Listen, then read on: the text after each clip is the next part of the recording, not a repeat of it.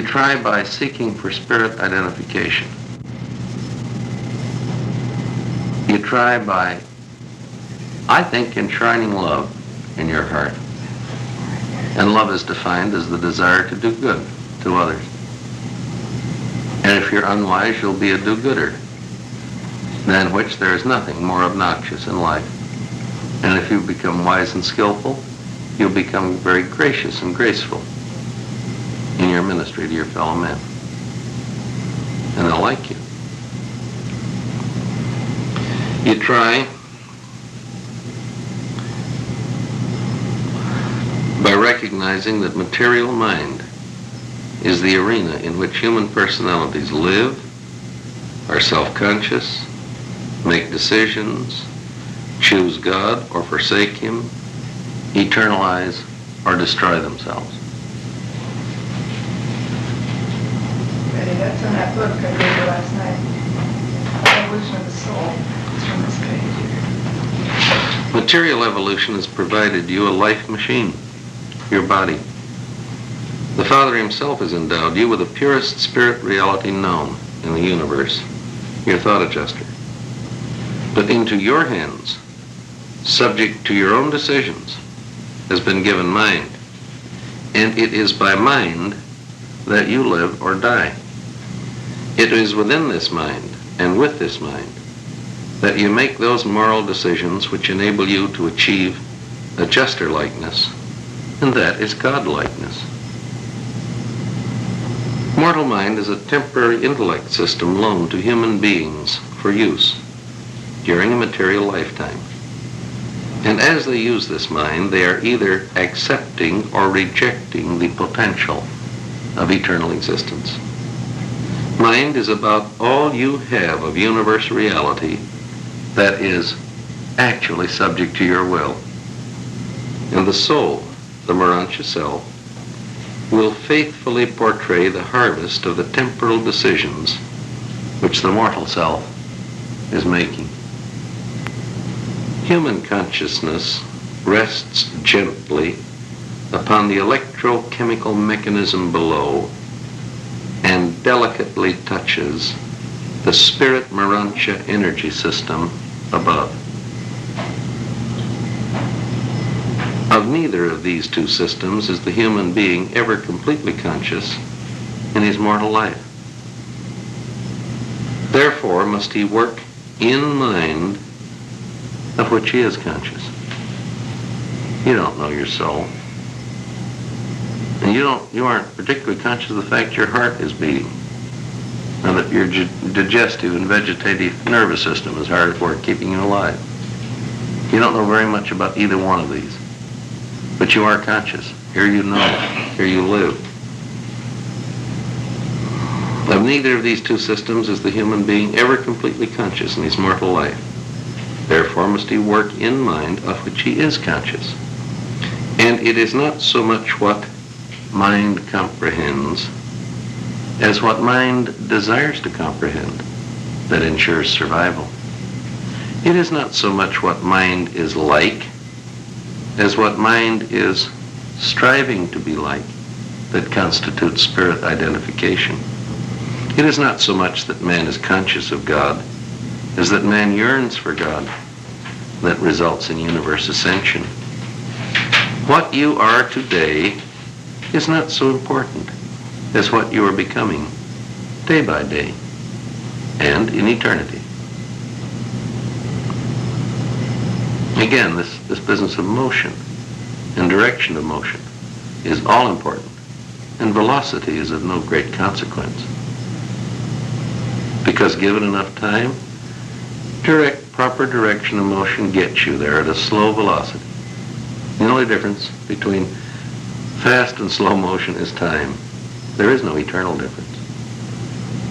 Mind is the cosmic instrument on which the human will can play the discords of destruction, or upon which this same human will can bring forth the exquisite melodies of God identification and consequent eternal survival. The adjuster bestowed upon man is, in the last analysis, impervious to evil and incapable of sin.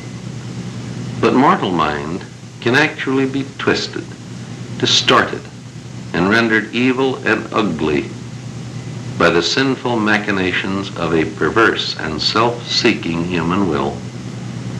Likewise can this mind be made noble, beautiful, true and good, actually great, in accordance with the spirit-illuminated will of a God-knowing human being.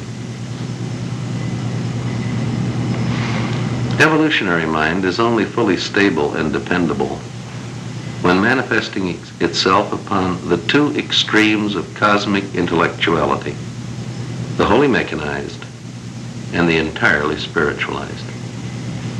Between the intellectual extremes of pure mechanical control and true spirit nature, there intervenes that enormous group of evolving and ascending minds whose stability and tranquility are dependent upon personality choice and spirit identification. But man does not passively, slavishly surrender his will to the adjuster. Rather does he actively, positively, and cooperatively choose to follow the adjuster's leading, when and as such leading consciously differs from the desires and impulses of the natural mortal mind. The adjusters manipulate, but never dominate man's mind against his will.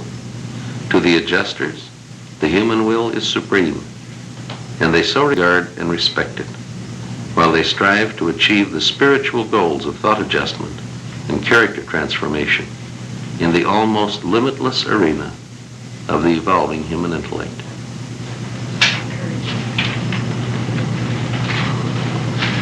The material mind of mortal man is the cosmic loom that carries the Morantia fabrics on which the indwelling thought adjuster threads the spirit patterns of a universe character of enduring values and divine meanings, a surviving soul of ultimate destiny and unending career, a potential finality.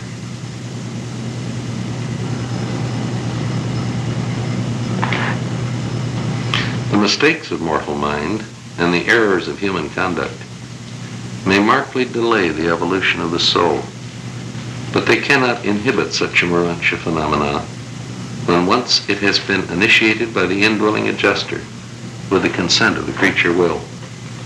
But at any time prior to mortal death, this same material and human will is empowered to rescind such a choice and to reject survival. Even after survival, the ascending mortal still retains the prerogative of choosing to reject eternal life at any time before fusion with the adjuster. That evolving and ascending creature can choose to forsake the will of the Paradise Father.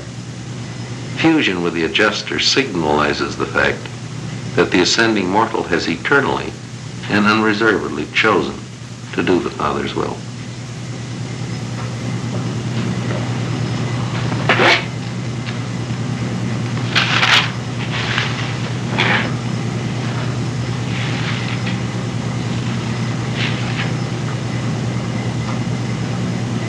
Would you please elaborate a little bit on one part you read, Bill? On 1217. 1217, the 1, 2, 3, 4, 5th paragraph. Because this refers to every one of us, so right now. Only by selfishness, slothfulness, and sinfulness can the will of man reject the guidance. You don't make decisions. Probably it's more the failure to make a decision, the refusal to accept the challenge. You know what it says in the Rubaiyat of Omar Khayyam, the brave music of a distant drum. I'll take the cash and let the credit grow. That's one of the most beautifully pernicious bits of poetry that was ever written.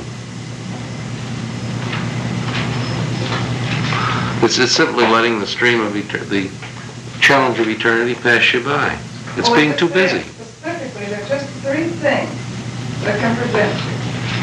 Selfishness, slothfulness, and sinfulness. And I think there's more selfishness and slothfulness than sinfulness.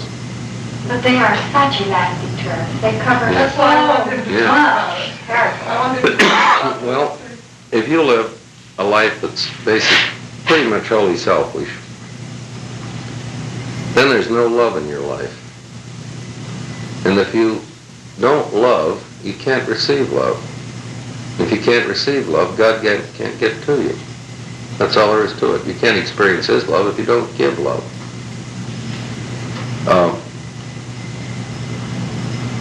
If you're slothful, you don't make any decisions.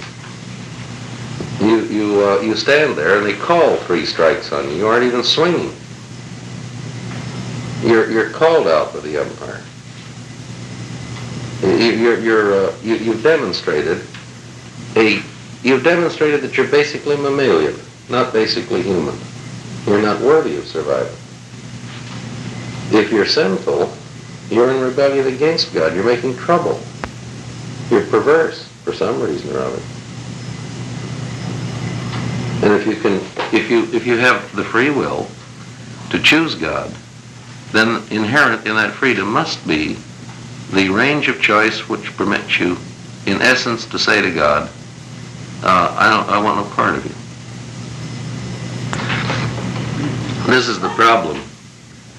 If free will man is endowed with the powers of creativity in the inner man, then must we recognize that free will creativity embraces the potential of free will destructivity.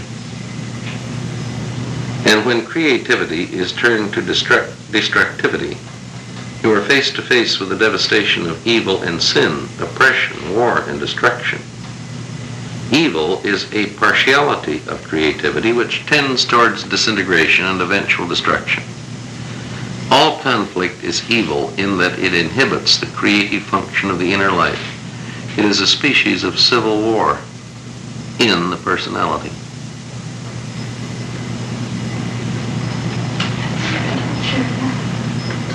The doing of the will of God is nothing more than the exhibition of creature willingness to share the inner life with God, with that very God who has made such a creature life of inner meaning value possible.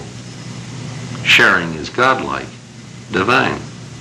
God shares all with the eternal Son and the infinite Spirit, while they in turn share all things with the divine sons and spirit daughters of the universes.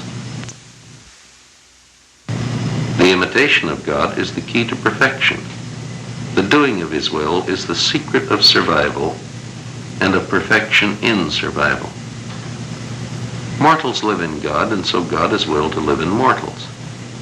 As men trust themselves to Him, so has He, and first, trusted a part of Himself to be with men, has consented to live in men, and to indwell men, subject to the human will. Peace in this life, survival in death, perfection in the next life, service in eternity. All these are achieved in spirit now, when the creature personality consents, chooses to subject the creature will to the Father's will. And already has the Father chosen to make a fragment of Himself subject to the will of the creature personality. It's a kind of a supernal quid pro quo, you know. Such a creature choice is not a surrender of will. It is a consecration of will, an expansion of will, a glorification of will, a perfecting of will. And such a choosing raises the creature will from the level of temporal significance to that higher estate wherein the personality of the creature Son communes with the personality of the Spirit Father. And it's in that next paragraph where they make that wonderful paraphrase. It is my will that your will be done. Let's read about this. Human beings possess identity only in the material sense. Such qualities of the self are expressed by the material mind as it functions in the energy system of the intellect. When it is said that man has identity, it is recognized that he is in possession of a mind circuit which has been placed in subordination to the acts and choosing of the will of the human personality. But this is a material and purely temporary manifestation. just as the human embryo is a transient parasitic stage of human life. Human beings, from a cosmic perspective, are born, live, and die in a relative instant of time. They are not enduring. But mortal personality, through its own choosing, possesses the power of transferring its seat of identity from the passing material intellect system to the higher Morontius soul system, which, in association with the thought adjuster, is created as a new vehicle for personality manifestation. And it is this very power of choice, the universe insignia of free will creaturehood, that constitutes man's greatest opportunity and his supreme cosmic responsibility. Upon the integrity of the human volition depends the eternal destiny of the future finaliter. Upon the sincerity of the mortal free will, the divine adjuster depends for eternal personality. Upon the faithfulness of mortal choice, the universal Father depends for the realization of a new ascending Son. Upon the steadfastness and wisdom of decision actions, the Supreme Being depends for the actuality of experiential evolution. What is this sincerity of the free will? Why is that quality? Without sincerity, you're nothing. You're phony. Sure, I understand that, but how can this sincerity be applied to free will? Oh, you're making sincere choices, even though they may be mistaken. If they're sincere decisions, they're good. Because if the results of them are bad, you'll learn. And if you're sincere, you're open-minded, you're teachable. If you're insincere, the whole thing is a fraud. And then they put in a word of kindness. Though the cosmic circles of personality growth must eventually be attained, and here's what you were talking about, Julia, if through no fault of your own, the accidents of time and the handicaps of material existence prevent your mastering these levels on your native planet, if your intentions and desires are of survival value, there are issued the decrees of probation extension. You will be afforded additional time in which to prove yourself. In other words, you are going to get a square shake. The accidents of time are not going to be held against you. If there ever is doubt as to the advisability of advancing a human identity to the mansion worlds, the universe governments invariably rule in the personal interests of that individual. They unhesitatingly advance such a soul to the status of a transitional being, while they continue their observations of the emerging Morontia intent and spiritual purpose. Thus, divine justice is certain of achievement, and divine mercy is accorded a further opportunity for extending its ministry. The governments of Orvantan and Nebadan do not claim absolute perfection for the detailed working of the universal plan of mortal repersonalization, but they do claim to, and actually do manifest patience, tolerance, understanding, and merciful sympathy. We had rather assume the risk of a system rebellion than to court the hazard of depriving one struggling mortal from any evolutionary world of the eternal joy of pursuing the endless career. Let me read you this again from a different standpoint. To the extent that we do the will of God, in whatever universe station we may have our existence, in that measure the almighty potential of the Supreme becomes one step more actual. If all grand universes should ever relatively achieve the full living of the will of God, then would the time-space creations be settled in light and life. When an evolving mind becomes attuned to the circuits of cosmic mind, when an evolving universe becomes stabilized after the pattern of the central universe, when an advancing spirit contacts the united ministry of the Master Spirits, when an ascending mortal personality finally attunes to the divine leading of the indwelling adjuster, then has the actuality of the Supreme become real by one more degree in the universes. Then has the divinity of supremacy advanced one more step toward cosmic realization. The parts and individuals of the grand universe evolve as a reflection of the total evolution of the Supreme, while in turn, the Supreme is the synthetic cumulative total of all grand universe evolution. From the mortal viewpoint, both are evolutionary and experiential reciprocals interacting. Mortal attunement, I think, to me would mean living in harmony with the grain of the universe, with the will of God.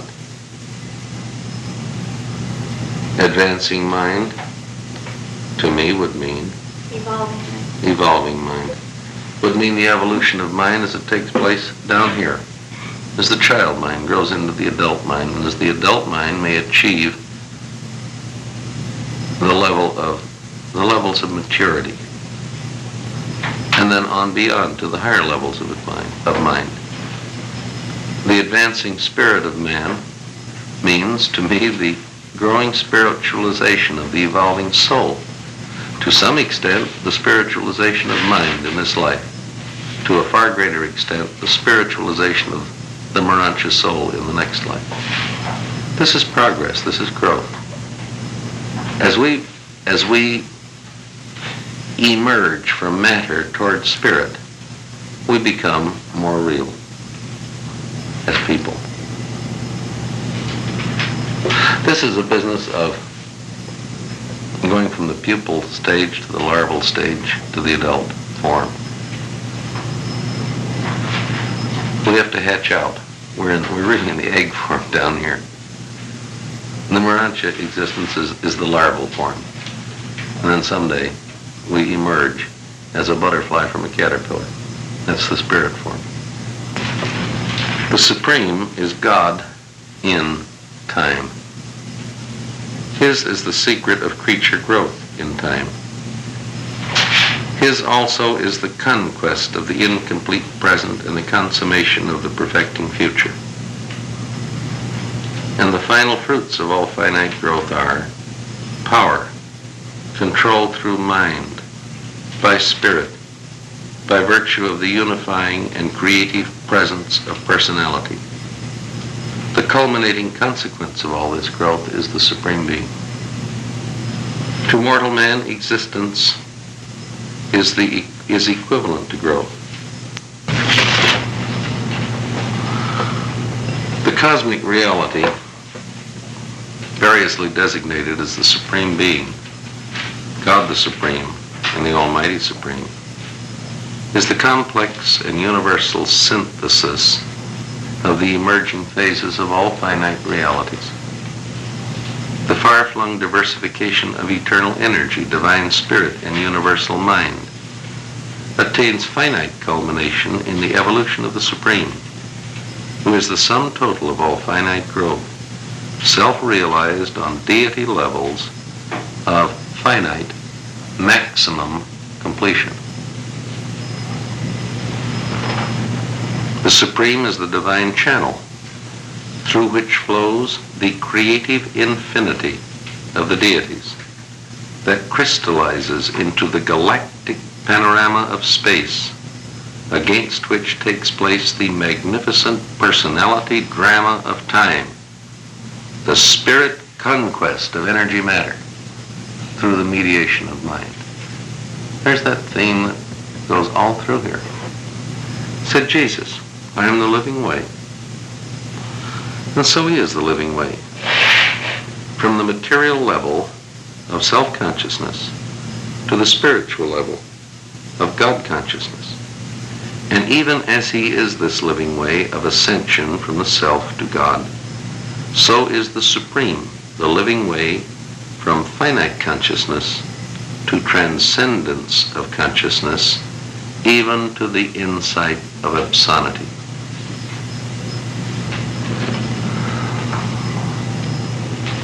Mortal man is more than figuratively made in the image of God. From a physical standpoint, this statement is hardly true. But with reference to certain universe potentialities, it is an actual fact. In the human race, something of the same drama of evolutionary attainment is being unfolded as takes place on a vastly larger scale in the universe of universes. Man, a volitional personality, becomes creative in liaison with an adjuster, an impersonal entity, in the presence of the finite potentialities of the Supreme, and the result is the flowering of an immortal soul. In the universes, the creator personalities of time and space function in liaison with the impersonal spirit of the Paradise Trinity, and thereby become creative of a new power potential of deity reality. Mortal man, being a creature, is not exactly like the Supreme Being who is deity, but man's evolution does in some ways resemble the growth of the Supreme. Man consciously grows from the material toward the spiritual by the strength, power, and persistency of his own decisions. He also grows as his thought adjuster develops new techniques for reaching down from the spiritual to the morontial soul levels. And once the soul comes into being, it begins to grow in and of itself. This is something like the way in which the Supreme Being expands. His sovereignty grows in and out of the acts and achievements of the Supreme Creator personalities. That is the evolution of the majesty of his power as the ruler of the grand universe. His deity nature is likewise dependent on the pre-existent unity of the Paradise Trinity. But there is still another aspect to the evolution of God the Supreme. He is not only creator evolved and Trinity derived, he is also self-evolved and self-derived. God the Supreme is himself a volitional creative participant in his own deity actualization. The human morontial soul is likewise a volitional, co-creative partner in its own immortalization. Does this imply once the soul comes into being? The soul buys a stack of chips and starts playing the game within the limits of its ability. The soul is not just passive.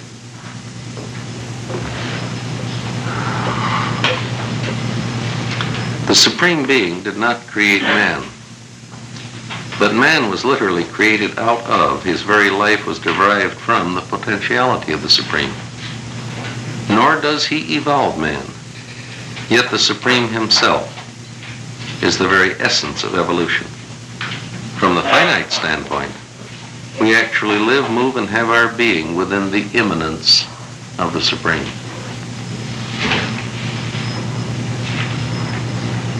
As we view the ceaseless struggles of the creature creation for perfection of status and divinity of being, we cannot but believe that these unending efforts bespeak the unceasing struggle of the Supreme for divine self-realization. God the Supreme is the finite deity, and he must cope with the problems of the finite in the total sense of that word. Our struggles with the vicissitudes of time and the evolutions of space are reflections of his efforts to achieve reality of self and completion of sovereignty within the sphere of action which his evolving nature is expanding to the outermost limits of possibility. Throughout the grand universe, the Supreme struggles for expression. His divine evolution is in measure predicated on the wisdom action of every personality in existence. When a human being chooses eternal survival, he is co-creating destiny. And in the life of this ascending mortal, the finite God finds an increased measure of personality self-realization and an enlargement of experiential sovereignty.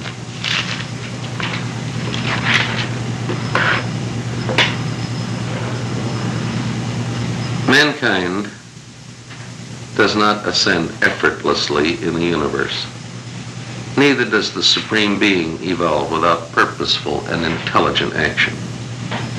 Creatures do not attain perfection by mere passivity, nor can the spirit of supremacy factualize the power of the Almighty without unceasing service ministry to the finite creation. The Great Supreme is the cosmic oversoul of the grand universe. In him, the qualities and quantities of the cosmos do find their deity reflection. His deity nature is the mosaic composite of the total vastness of all creator nature throughout the evolving universes.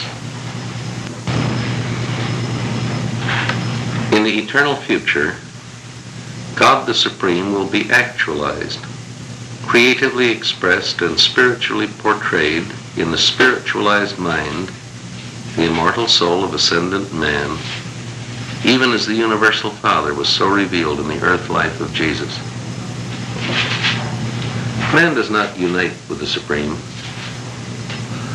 and submerge his personal identity, but the universe repercussions of the experience of all men do thus form a part of the divine experiencing of the Supreme. The act is ours, the consequences God's. We keep the character accruals of all our actions, good or bad. The consequences of these actions reverberate and repercuss in the Supreme Being, good or bad. All action, all significant action, above the level of trivia, repercusses in two ways. Inwardly upon the one who acts, and outwardly upon his environment. And the ultimate repository of the outward repercussion is the Supreme Being, if the act has significance.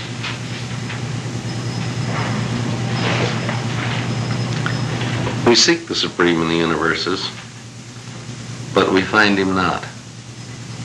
Quote, he is the within and the without of all things and beings, moving and quiescent, unrecognizable in his mystery, though distant, yet is he near. Unquote. That's from the Tao Te Ching. The Almighty Supreme is the form of the yet unformed, the pattern of the yet uncreated. Again from the Tao Te Ching. The Supreme is your universe home, and when you find him, it will be like returning home.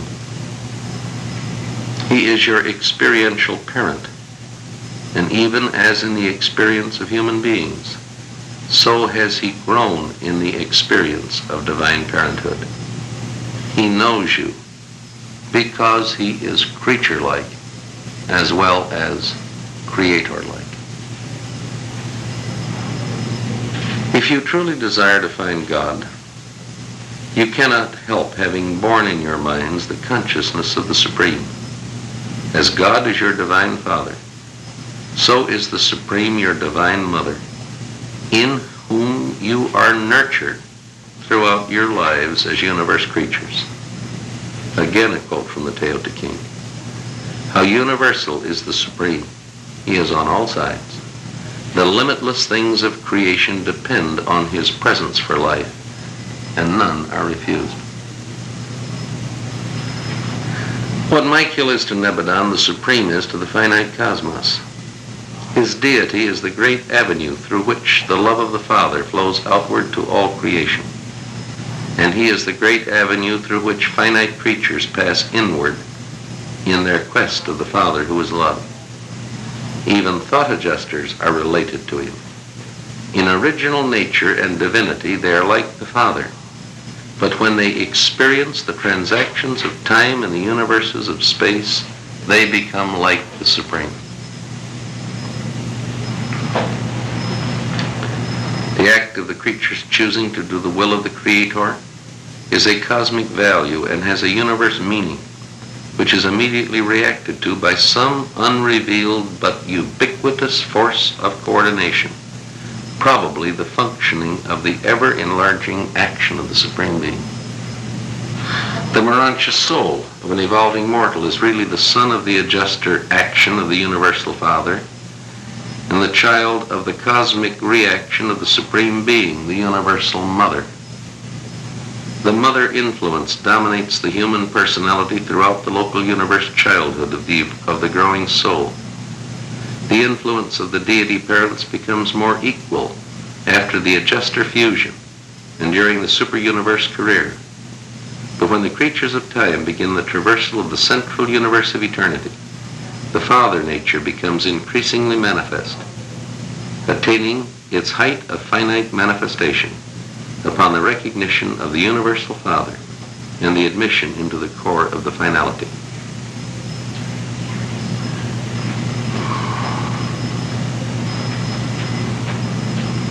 All soul-evolving humans are literally the evolutionary sons of God the Father and God the Mother, the Supreme Being.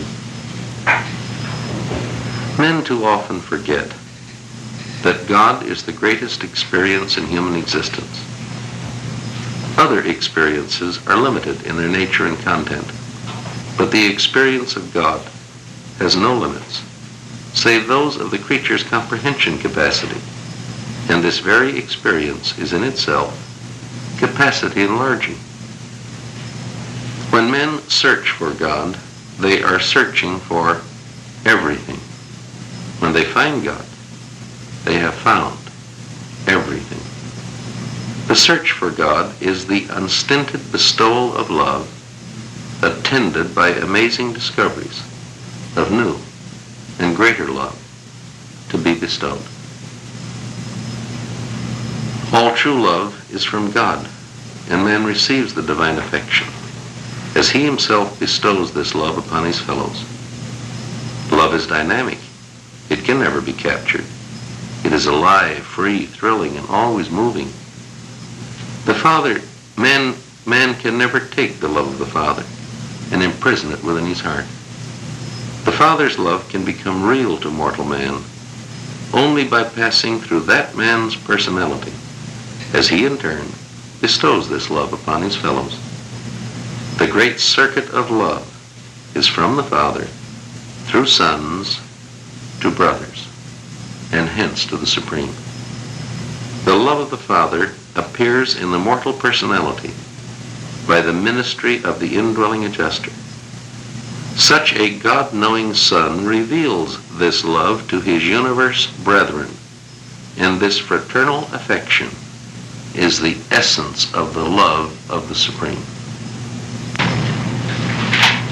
The Supreme is not infinite, but he probably embraces all of infinity that a finite creature can ever really comprehend. To understand more than the Supreme is to be more than finite.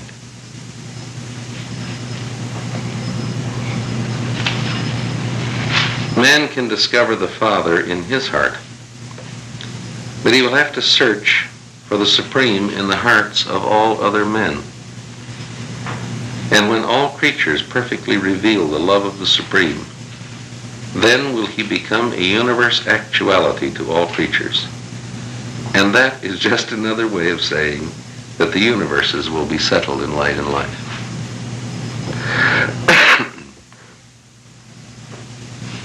Men do not find the Supreme suddenly and spectacularly as an earthquake tears chasms into the rocks, but they find him slowly and patiently as a river quietly wears away the soil beneath. When you find the Father, you will find the great cause of your spiritual ascent in the universes. When you find the Supreme, you will discover the great result of your career of paradise progression. But no God-knowing mortal can ever be lonely in his journey through the cosmos, for he knows that the Father walks beside him each step of the way, while the very way that he is traversing is the presence of the Supreme.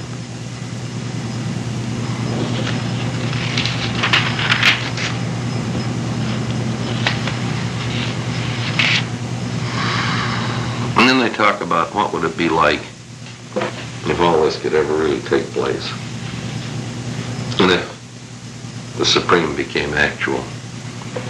What would the universe be like if it were settled in light and life? The perfected grand universe of those future days will be vastly different from what it is at present. Gone will be the thrilling adventures of the organization of the galaxies of space, the planting of life on the uncertain worlds of time, and the evolving of harmony out of chaos, beauty out of potentials, truth out of meanings, and goodness out of values. The time universes will have achieved the fulfillment of finite destiny. And perhaps for a space there will be rest, relaxation from the age-long struggle for evolutionary perfection. But not for long. Certainly, surely, and inexorably, the enigma of the emerging deity of God the Ultimate will challenge these perfected citizens of the settled universes, just as their struggling evolutionary forebears were once challenged by the quest for God the Supreme. The curtain of cosmic destiny will draw back to reveal the transcendent grandeur of the alluring Absonite quest for the attainment of the Universal Father on those new and higher levels revealed in the ultimate of creature experience. It's the breakthrough to the second floor.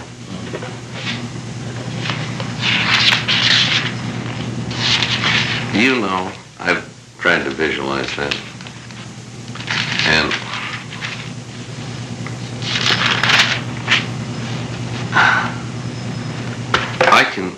I can visualize the slow mobilization of all 7 cores of the finality. Little by little, the finaliters trickling in quietly to paradise. And then, someday, by God, they'll pass in review. Maybe before the senior architect of the Master Universe. And they'll take off for the invasion of outer space. This will be the Paradise Expeditionary Force invading the first outer space level. But I passed in review. It's a thrilling experience. But can you imagine what it would be like for the first and conceivably the last time to see all finaliters mobilized on Paradise, passing in review? You know, we can't conceive of an outer spacer beyond our concept. Personality is permanence in the presence of change. You'll still be you. I'll be me. The 7th dimension of personality is capable of sub-infinite penetration of the absolute. Which means that if this thing ever goes beyond an ultimate stage of development, we've been talking here about the beginning of the ultimate adventure. If there ever is a post-ultimate adventure, which would involve an exploring of the absoluteness of deity, we're not going to be left behind. We can embark. We can penetrate this absolute adventure in a sub-infinite sense. And I symbolize that by my own thinking by saying, let's say that the infinite participation in this adventure would mean to drink all the orange juice in Los Angeles. I can't do it. But the mere fact that I can't drink all the orange juice in Los Angeles does not mean that I can't drink orange juice and keep on drinking orange juice day after day after day. I can participate from a qualitative standpoint, but I can't encompass it from a quantitative standpoint.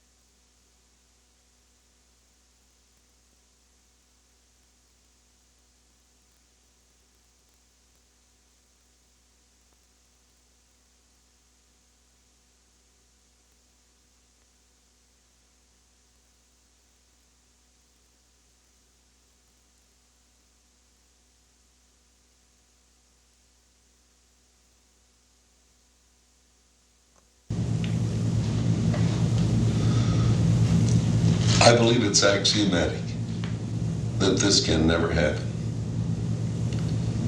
This would imply the exhaustion of infinity, the completion of eternity, the end of all growth.